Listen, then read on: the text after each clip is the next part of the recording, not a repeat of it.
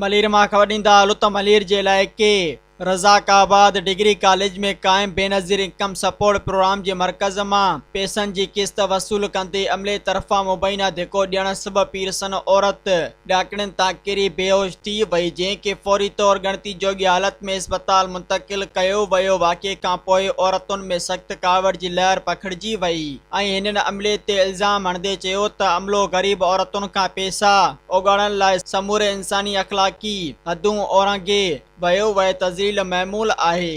अॼु बि पैसनि जी ॾेती लेती तां पीरसन औरत खे धिको ॾेई किरायो वियो वह, जेका समूरनि औरतुनि जी बेइज़ती आहे। औरतुनि एहतजाज कंदे मुतालबो कयो आहे त बेनज़ीर इनकम सपोर्ट प्रोग्राम जे पैसनि जी वसूली खे आसान बणायो वञे ऐं बद इख़लाक़ अमले ख़िलाफ़ कार्रवाई कई वञे। अमले जो चवणु आहे त बेइंतहा रश सबबि औरतूं पाण हिक ॿिए खे धिका ॾियनि थियूं। इन में असांजो को बि ॾोह नाहे, पैसनि जी उगाड़ी इल्ज़ाम आहे।